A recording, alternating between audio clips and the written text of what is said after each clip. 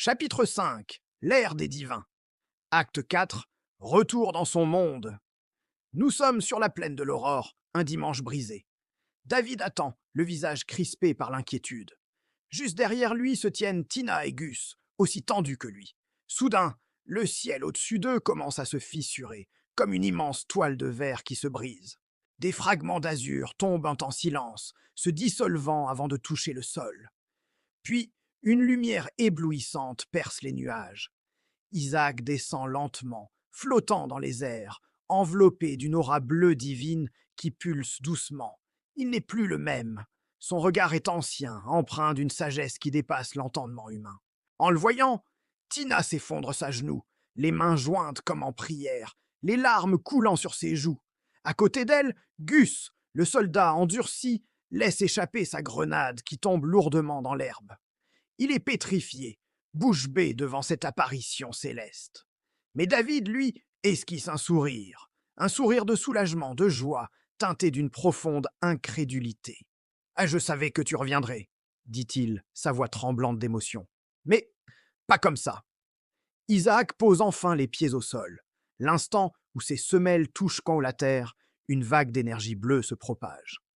Le sol sous lui se transforme en un magnifique cristal translucide, scintillant de mille feux.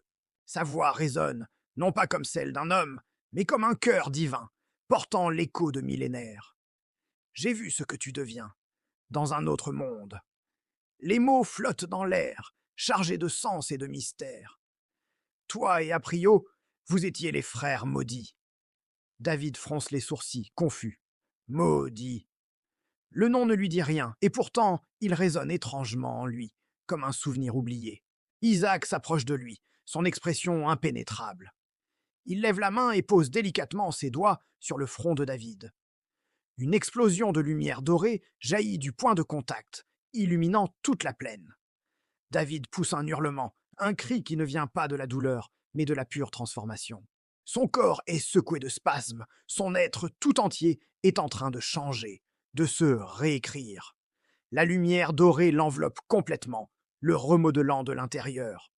Sous le regard stupéfait de ses compagnons, David se métamorphose.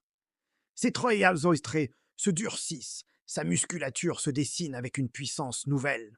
Des marques dorées, semblables à des tatouages anciens, apparaissent sur sa peau, brillant d'une lueur interne. Ses yeux, autrefois marrons, s'embrasent d'un feu doré. Il n'est plus seulement David. Il est autre chose, quelque chose de plus grand, de plus ancien. Isaac retire sa main, l'aura bleue autour de lui s'intensifiant. La transformation de David s'achève. Il se redresse, plus grand, plus imposant. Il regarde ses mains couvertes de ces symboles lumineux, puis lève les yeux vers Isaac.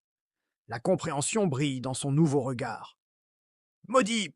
répète-t-il, mais cette fois, ce n'est plus une question. C'est une affirmation.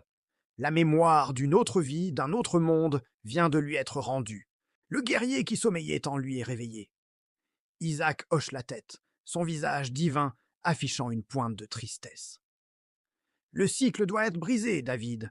Aprio, ou plutôt, l'entité qui le possède maintenant, arrive. Il cherche à dévorer ce monde, comme il en a dévoré tant d'autres. Dans le ciel, les fissures s'élargissent. Une obscurité affamée commence à s'infiltrer, un vide qui semble absorber la lumière elle-même.